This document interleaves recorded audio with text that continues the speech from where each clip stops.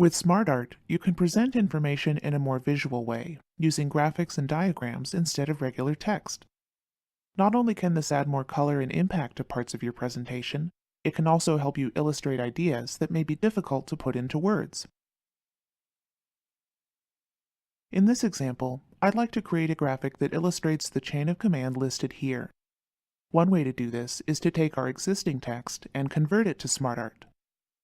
First, select the text you want to use, then go ahead and right-click. Mouse over Convert to SmartArt, and a little menu will appear. Your options will be somewhat limited because it's harder for PowerPoint to translate content this way. I want a little more flexibility, so I'm going to show you how to create SmartArt from scratch. To get started, go to the Insert tab, then click the SmartArt command. A window will appear where you'll find a list of categories, the options you have to choose from, and also a preview to the right. The type of graphic I'm looking for should be listed under Hierarchy. Why don't we try this one? When you're ready, click OK, and the graphic will be added to your presentation. Now you can just click inside one of the shapes and start entering your text. PowerPoint will even resize it automatically to make sure all the information fits. Alternatively, you can click the tiny arrow on the left side of the graphic. This will open the task pane. You can also enter your information here by typing next to the bullets. Either method is fine, just use whichever one you prefer. Sometimes the task pane is better if you're working with a large graphic or something that contains a lot of text.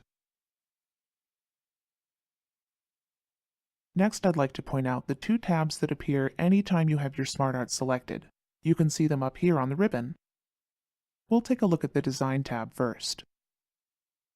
From here, an easy way to add more shapes to your graphic is to select a shape near the spot you have in mind, then click the arrow next to the command that says Add Shape. You can add one after or before your selected shape, which will place them on the same level right next to each other, or you can add one above or below.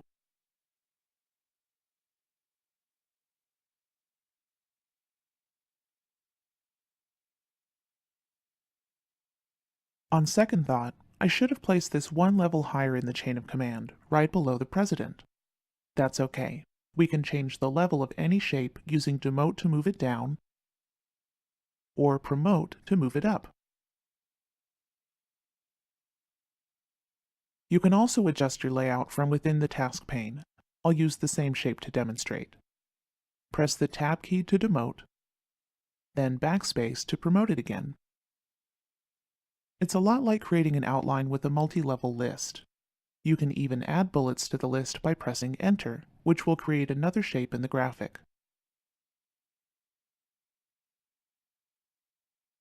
Now I'm going to go ahead and delete the shapes I'm not using by selecting them both, then pressing Backspace or Delete on my keyboard.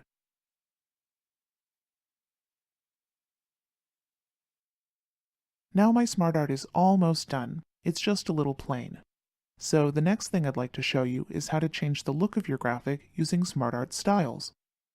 Click the drop-down arrow here to see the full list of styles, and as always, mouse over the options for a preview. I think I like this one the best. I recommend taking a look at colors too. Just click the Change Colors command. These come from whatever theme or color palette you've applied to your presentation, so your options will vary.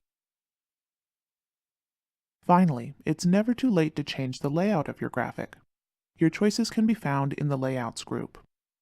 I'd like to try something a little more outside the box. How about this?